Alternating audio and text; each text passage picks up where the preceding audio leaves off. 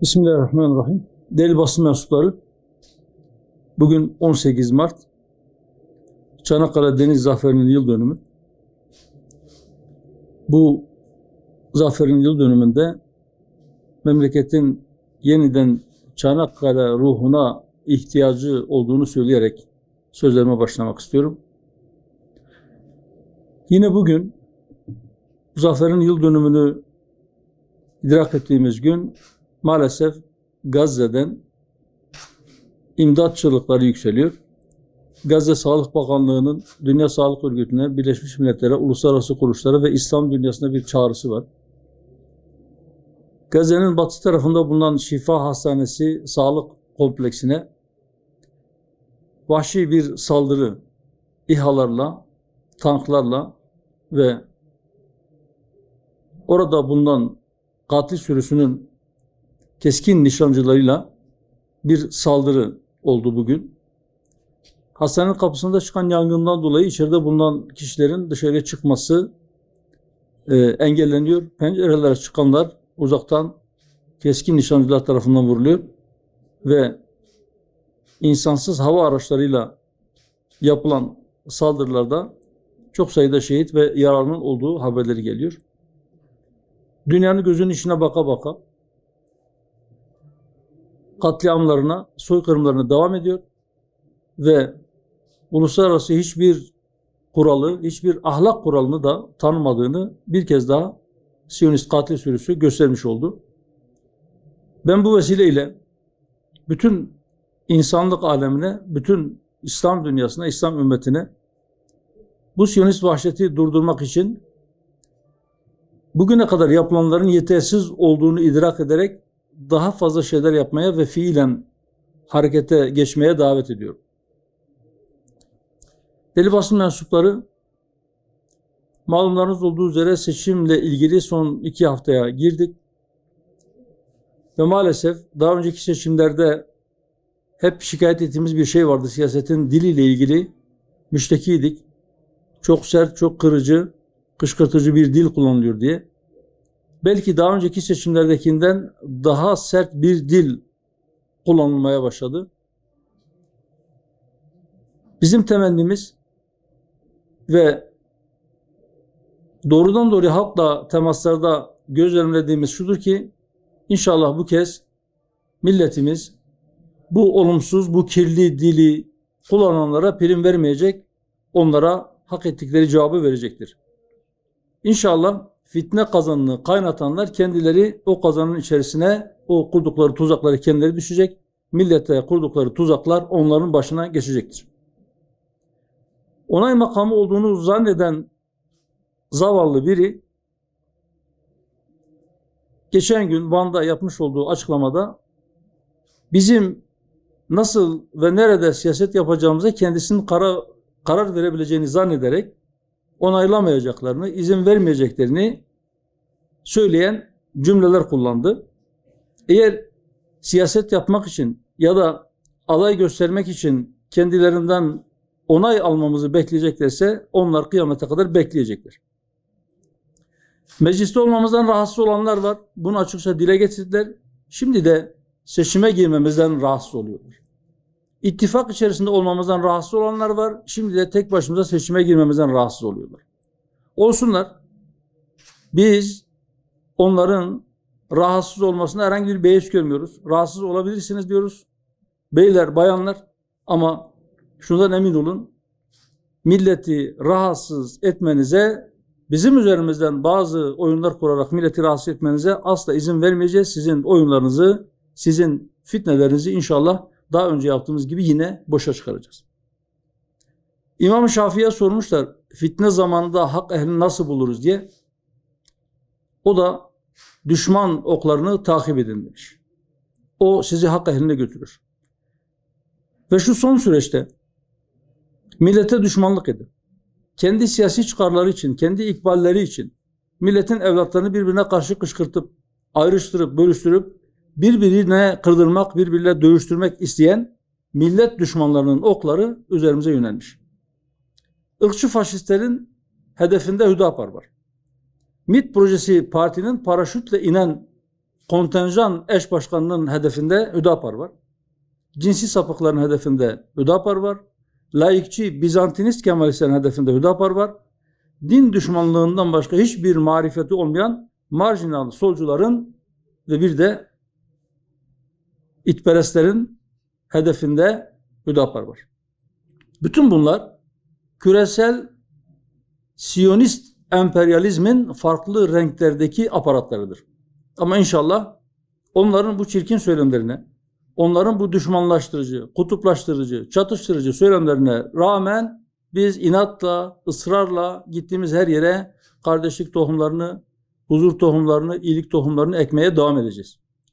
Biz fitnecilere prim vermedik. İnanıyoruz ki milletimize prim vermeyecek ve inşallah onlar başta da söylediğim gibi kendi hazırladıkları tuzaklara kendileri düşecekler.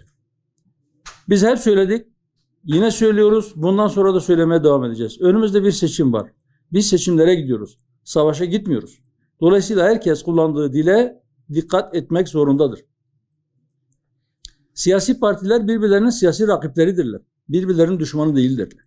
Dolayısıyla siyasi bir dil değil, illegal tetihiş örgütlerinin dilini kullanan siyasetçileri bu millet gördü, tanıdı ve inşallah bundan sonra onlara o muameleyi yapacaktır.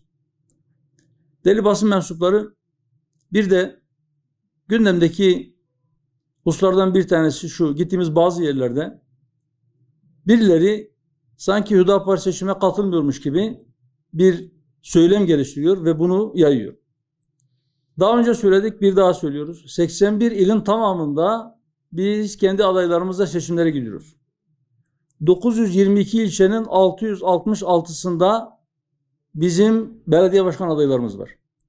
Ve büyükşehir olmayan illerimizin merkez ilçeleri de dahil 973 ilçenin tamamında bizim meclis üyesi adaylarımız var ve biz kendi adaylarımızla, kendi logomuzla seçimlere giriyoruz. Birileri son günlerde Hüdapar adaylarını çekecek, şu ve bu partinin lehinde ya da aleyhinde diye bir söylem geliştiriyor. Bu da gerçek dışıdır. Bütün vatandaşlara buradan sesleniyoruz. Biz adaylarımızı geri çekmek için aday göstermedik. Biz aday gösterdiğimiz her yerde seçimleri kazanmak için elimizden gelen her türlü çabayı ortaya koyacağız inşallah. Ama biz bu çabayı ortaya koyarken biz asla çirkinleşmeyeceğiz. Biz asla sertleşmeyeceğiz. Biz asla birilerinin tuzağına düşmeyeceğiz. Biz siyasetimizi yapacağız. Biz başkasını anlatma ihtiyacını da duymuyoruz. Biz sadece kendimizi, projelerimizi, siyasete bakışımızı yerel yönetimlerden anladığımızı ve yerel yönetimleri kazandığımızda neler yapacağımızı, neler yapmak istediğimizi milletimizle paylaşarak bir seçim kampanyası yürütüyoruz.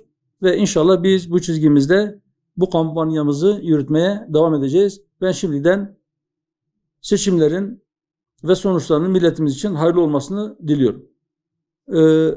Bitişimizin epey sorunları var.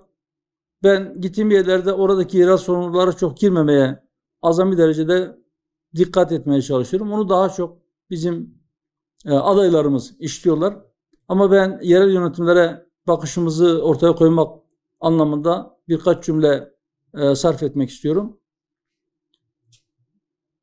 Şunu söylüyoruz: Türkiye 85 milyon değil, 185 milyon insanı besleyecek kadar bereketli bir ülkedir. Fakat maalesef gelir dağılımında bir adaletsizlik, bir eşitsizlik vardır. Bundan dolayı bazı insanlarımız geçimlerini sağlamakta zorlanıyorlar. Bu nedenle biz diyoruz ki Hüdapar'ın belediyeciliğinde biz sosyal belediyeciliği öne çıkaracağız. Belediyelerimizin olduğu yerlerde, belediye yönetimlerinin Hüdaparlı kardeşlerimize geçtiği yerlerde inşallah hiç kimse yokluktan dolayı aç ve açıkta kalmayacak.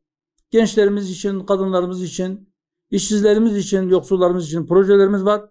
İnşallah bu projelerimizi hayata geçirmek için biz milletimizin desteğini bekliyoruz ve artık Bitlis'inde Hüdapar Belediyeciliği ile tanışma zamanının gelmiş olduğunu ümit ediyoruz.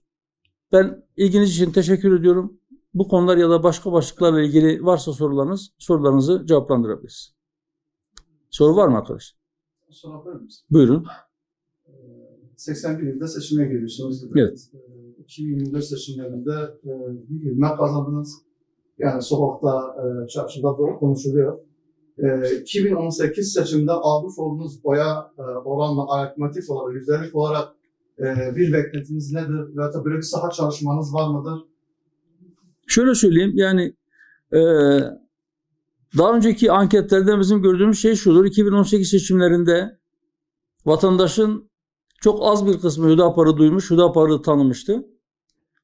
Fakat geldiğimiz şu 2024 yılı içerisinde 2018'in tablosu yok. 2018'de vatandaşlarımızın %80'inin Hüdapar'dan haberi yoktu. Şimdi %80'inden fazlasının Hüdapar'ın hem kendisinden hem de söylemlerinden, siyasetinden haberi var. O yüzden ben inanıyorum ki bu seçimde, yani 2024 yerel seçimlerinde, Türkiye genelinde girmiş olduğumuz bu seçimlerde biz önceki seçimlerde aldığımız oyları birkaç kat artıracağız inşallah. Sahada bunu gösteriyor. Siz bakmayın anket şirketlerine. Gittiğimiz hemen her yerde benzer tablolarla karşılaşıyoruz. Dün de Muş'ta bir vatandaşımız söyledi. Bir anket şirketinden aradığını söyleyen 0312 alan kodlu bir telefon numarasıyla arandığını söyledi vatandaş. Oyunuzu kime vereceksiniz diye sorduğunda partileri saymış. Demiş ki burada bir parti eksik. Yok demiş partiler bunlar, biz bunları soruyoruz. Hüdapar niye yok? Hüdapar bizim listemizde yok demiş. Bunu ilk defa duymuyoruz.